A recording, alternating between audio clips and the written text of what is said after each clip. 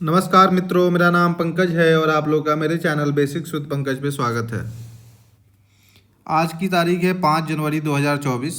आज के दिन 69th बीपीएससी का जीएस पेपर 2 का एग्ज़ाम हुआ। इस पेपर का फुल मार्क्स 300 मार्क्स का था और टाइम आवर 3 घंटे थे। इसमें 3 सेक्शन होते हैं जनरली, सेक्शन 1, सेक्शन 2, सेक्शन 3। और इसमें टोटल 8 क्वेश्चन अटेम्प्ट लेने होते हैं और तीनों सेक्शन का पहला जो क्वेश्चन होता है वो शॉर्ट नोट्स होता है। ये देखिए शॉर्ट नोट्स है ABCDE। मैं पढ़ देता हूँ आप लोगों के लिए। Critically examine the basic structure. Basic structure से क्वेश्चन है, theory regarding the Indian constitution. भारतीय संविधान से संबंधित मूल ढांचे के सिद्धांत का आलोचनात्मक मूल्यांकन कीजिए। दूसरा शॉर्ट क्वेश्चन है, is reservation for economically weaker section justified comment. क्या आर्थिक रूप से पिछड़े वर्ग हेतु आरक्षण तर्कसंगत है? टिप्पणी कीजिए। Critically describe the amendment process of the Indian constitution. भारतीय संविधान की संशोधन प्रक्रिया का आलोचनात्मक वर्णन कीजिए। डी है, explain how preamble of the Indian constitution provides a blueprint about the goals of the constitution. बताइए कि किस प्रकार भारतीय संविधान की प्रस्तावना संविधान के उद्देश्यों की कार्य योजना प्रस्तुत करती है। उसके बाद describe how caste census is going to influence the politics of Bihar. जातीय गणना किस प्रकार बिहार की राजनीति को प्रभावित करेगी, इसका वर्णन कीजिए। दूसरा क्वेश्चन है, इसमें 2 क्वेश्चन है, ए और बी, दोनों में से कोई एक आपको करना है। Discuss the institutional relationship between the president and the prime minister as per the Indian constitutional text. Discuss their changing role in the present context. भारतीय संवैधानिक पाठ के अनुसार राष्ट्रपति और प्रधानमंत्री के बीच संस्थागत संबंध पर चर्चा कीजिए। वर्तमान संदर्भ में उनकी बदलती भूमिका पर चर्चा कीजिए। ऐसे क्वेश्चन है। ये देखिए, क्वेश्चन देखने में बहुत बड़ा लग रहा है लेकिन आपको डरना नहीं है, ये भी किया जा सकता है, डुएबल है। मतलब ए और बी में से दोनों में से कोई एक करना है, फिर ये करना है और इसी की तरह अगला क्वेश्चन है। तो आप लोग ये देख लेंगे। यहाँ पे हर क्वेश्चन को पढ़ नहीं सकता हूँ, स्क्रीन पे है। ये आपका क्वेश्चन जो है कोaliशन पॉलिटिक्स से रिलेटेड है। बिहार में खासकर अभी कोaliशन पॉलिटिक्स का रूल है। पहले जदयू और आरजेडी साथ में था, अभी जदयू और बीजेपी साथ में था, अभी जदयू और आरजेडी साथ में है। तो नेशनल इंटरेस्ट में कैसे वो इंटरेस्ट को फुलफिल करेगा उसको ध्यान में रख के लिखना है। ये लोकल सेल्फ गवर्नमेंट से लेके रिलेटेड है। 38 नंबर का है, हर क्वेश्चन ही 38 नंबर का है। इसमें 2 क्वेश्चन को डाल दिया, अर्बन लोकल बॉडीज और पंचायती राज सिस्टम को 1919 में कर दिया। ये 38 नंबर का है। सेक्शन 2 में आइएगा तो यहाँ भी आपका शॉर्ट आंसर है। शॉर्ट आंसर लिखना है आपको। क्वेश्चन है कि analyse the mechanism and characteristics of Indian monsoon system. भारतीय मानसून तंत्र की क्रियावृद्धि एवं विशेषताओं का विश्लेषण कीजिए। दूसरा क्वेश्चन है, what are the sources of energy in India, are they sufficient to meet domestic need. कई सब पार्ट है इसके। What are the possible alternative sources of energy for India, present a critical review. भारत में ऊर्जा स्रोत क्या है, घरेलू मांग की पूर्ति के लिए पर्याप्त है। भारत के लिए संभावित वैकल्पिक ऊर्जा के स्रोत क्या है, समीक्षात्मक विवरण प्रस्तुत करें। तो ये सब जो क्रिटिकल एनालिसिस, एग्जामिन, कमेंट, ये सब टर्म का अपना मीनिंग होता है और किस तरह से उसको डील करना चाहिए। जब आप मेंस का प्रिपरेशन करोगे, आंसर राइटिंग करोगे तो उस समय इसके बारे में बताया जाता है। आप इस चैनल पे जुड़े रहो और हम लोग इस प्रोसेस में हैं कि आपको हर चीज़ यहाँ पे बड़ा ही विधिवत और सिस्टमैटिक संस्थागत चीज़ें प्रोवाइड की जाए।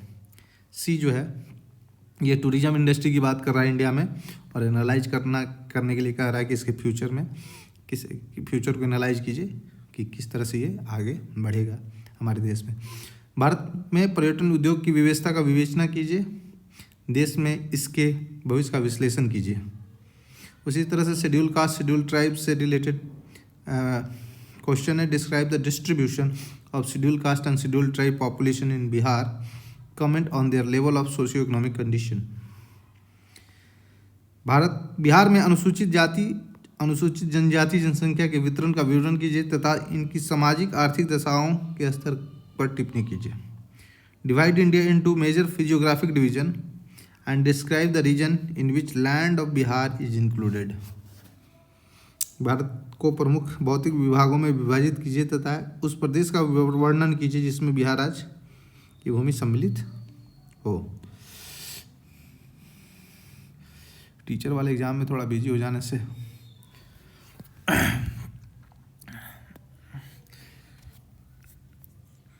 थोड़ा सा इस पे ध्यान ज़्यादा देना चाहिए आप लोगों को। एक्सप्लेन द फैक्टर ऑफ, ये बिहार के क्लाइमेट से रिलेटेड क्वेश्चन है, एग्रो क्लाइमेटिक जोन के बारे में पूछा है बिहार का, और किस तरह से सीजन है और क्या इसका इफेक्ट है सीजन का एग्रीकल्चर पे, वो सारा डील करना है। बिहार की जलवायु की प्रभावित करने वाली कारकों की व्याख्यान कीजिए। राज्य में कृषि जलवायु क्षेत्र को किस प्रकार से एवं कितने भागों में विभाजित किया गया है, यहाँ साल में कितने मौसम पाए जाते हैं, इन मौसमों के कृषि पर प्रभाव की विवेचना कीजिए। मतलब इतने सब पार्ट है ना क्वेश्चन के, और ईच पार्ट को वहाँ पढ़ना और डील करना 38 नंबर में। It is really very tough task. Okay, और ये लोग अच्छे से लिख सकते हैं जो आंसर राइटिंग प्रैक्टिस करेंगे। और ऐसा भी नहीं कि आपने कभी करके रखा है डायरेक्ट आप एग्जामिनेशन हॉल में चले गए तो बीपीएससी अब वो पहले वाली स्टोरी नहीं रह गई कि रिपीटेड क्वेश्चंस आ रहे हैं, सेलेक्टेड क्वेश्चंस आ रहे हैं और आप गए और लिख दिए। इसमें से एक भी पार्ट मिस करेगा ना तो उसके अपने रिपरकशन होंगे। दूसरा है, how are cities classified by the directorate of population of India, population in India, throw light on total population and their rate of growth as per 2011 census of various classified cities. Discuss the population of Bihar as per 2011 census and also throw light on trend of working population in the state. Bharat में जनसंख्या निदेशालय द्वारा शहरों के वर्गीकरण किस प्रकार से किया गया है। अब जनसंख्या निदेशालय के बारे में कितने लोगों ने पढ़ा था, मैं तो ये क्वेश्चन अटेम्प्ट लिया। विभिन्न प्रकार से वर्गीकृत शहरों की 2011 की जनगणना के अनुसार कुल आबादी एवं उनके वृद्धि दर पर प्रकाश डालिए। 2011 की जनगणना के अनुसार बिहार की जनसंख्या की विवेचना कीजिए एवं राज्य में क्रियाशील जनसंख्या की प्रवृत्ति पर भी प्रकाश डालिए। क्वेश्चन देखने में बड़ा है लेकिन ये भी जिन्होंने उस पार्टिकुलर टॉपिक को पढ़ा है उनके लिए आसान है। ज्योग्राफी ऑप्शनल वाले के लिए तो ये सब क्वेश्चन जो है खासकर सेक्शन 2 विन विन सिचुएशन है। 6 का A, explain trickle down theory of economics, its major element, benefits, limitations and criticism in context to Indian planning. भारतीय नियोजन के संदर्भ में अर्थशास्त्र के ट्रिकल डाउन थ्योरी जो थी, ट्रिकल डाउन सिद्धांत, इसके प्रमुख तत्व, लाभ और सीमाओं और आलोचनाओं का स्पष्ट कीजिए। इंडियन प्लानिंग से रिलेटेड है। उसके बाद बी है, describe the monsoon system of India, its nature, type, climate change, distribution, synonyms, east and west jet stream and feasibility. भारत की मानसून प्रणाली, इसके स्वभाव, प्रकार, जलवायु परिवर्तन, वितरण, समानार्थी शब्द, पूर्वी पश्चिमी जेट स्ट्रीम और व्यवहार्यता का वर्णन करें। ठीक है, फिर सेक्शन 3 में आते हैं, शॉर्ट आंसर है, what is the role of computer in modern society. जल्दी जल्दी पढ़ रहा हूँ। आधुनिक समाज में कंप्यूटर की क्या भूमिका है। With suitable example discuss the relationship between the technology and social development. समुचित उदाहरणों के साथ तकनीक एवं सामाजिक विकास के में संबंध की विवेचना कीजिए। 2 शॉर्ट्स ये हो गए, 3 शॉर्ट्स यहाँ हैं। साइंस एंड टेक में 2 क्वेश्चन है total. Discuss the role of science and technology in industry development of Bihar. Bihar में औद्योगिक विकास में विज्ञान एवं प्रौद्योगिकी की भूमिका का वर्णन कीजिए। उसके बाद अगला शॉर्ट्स है, discuss how modern technology helped us during corona pandemic. Corona महामारी के समय नई तकनीक ने हम लोगों को किस प्रकार सहायता की, इसकी विवेचना कीजिए। हर क्वेश्चन को ध्यान से देखिए भाई साहब, अदरवाइज ये कंपटीशन अब आसान नहीं रह गया है। Write a note on the role of technology in sustainable development. उसके बाद misuse of technology and its wrong application lead to pollute the environment and cause climatic changes. ये ग्लोबल वार्मिंग और क्लाइमेट चेंज से question पूछ दिया technology के साथ जोड़ के। It is really very tough, और जिसने भी इसको अटेम्प्ट लिया, मैंने लिया है, उसको सोचना पड़ा होगा एग्जामिनेशन हॉल में। और इसको यहाँ देखिए, पहले ही मैंने उसको फ्रेम कर लिया था, रेमेडी, टेक्नोलॉजी, टेक्निक कैसे ऐसे करके लिखना है, इन्वायरमेंटल कंसर्न। तकनीक का दुरुपयोग एवं इसका गलत प्रयोग पर्यावरण के प्रदूषण की तरफ ले जाता है एवं जलवायु परिवर्तन का कारण बनता है। उचित उदाहरणों